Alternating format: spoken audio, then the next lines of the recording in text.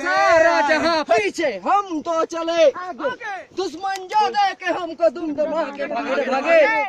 सारा जहां पीछे हम तो चले आगे, दुश्मन जो देखे हमको दुम दमा के भागे भागे। Too hot, too cool, too cool.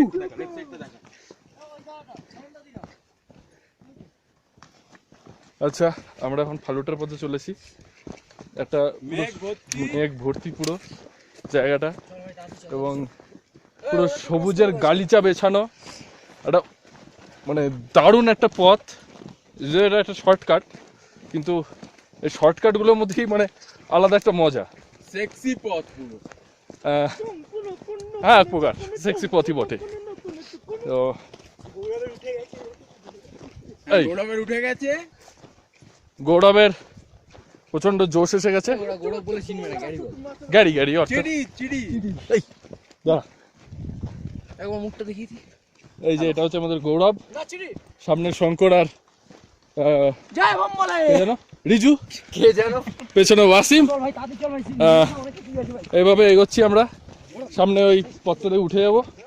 সবুজের পুরো মানে দারুণ জায়গা একটা, যদিও এদিকে মেঘ ঢেকে যাওয়ার কারণে একটা ব্যাকগ্রাউন্ড নেই, হাঁটতে হাঁটতে নেই, উপরে ব্যাকগ্রাউন্ড পাহাড়ের কিছু হাঁটতে পেছন কর, পেছন কর, একটু নিচে কর, নিচে কর একটু, এরম নেই, এরম নেই।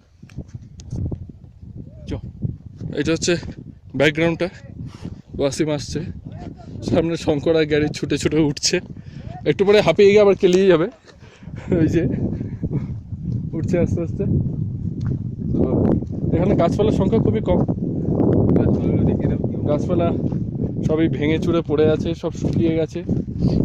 মানে এখানে অক্সিজেনের লেভেলটাও অনেকটাই কম আছে মোটামুটি।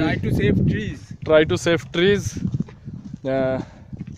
আর এখানে আপনাদের কাছে একটা রিকোয়েস্ট রইল আমার, যে এখানে এসে প্লিজ যত্রতত্র প্লাস্টিক জাতীয় কিছু ফেলবেন না, তাহলে সেগুলো নিজের পকেটে রাখুন। জায়গায় জায়গায় ইউজ নিয়ে আছে, সেখানে জমা করে ফেলে দিন। খুব সুন্দর হিমালয়ার নেচারটাকে বাঁচানোর দায়িত্বটা আমাদেরই। এইভাবে যদি সবাই একটু সচেতন হয়, তাহলে হয়তো আমরা হিমালয়ান রিজিয়নটাকে আমরা অনেকটাই বাঁচাতে পারবো।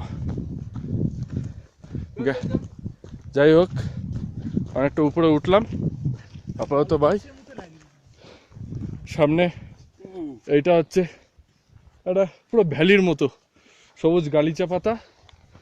এবারে এর মধ্যে দিয়ে আমরা আস্তে আস্তে এগোচ্ছি আপাতত। বাই, আবার পরে দেখা হচ্ছে ফালুটার দিকে।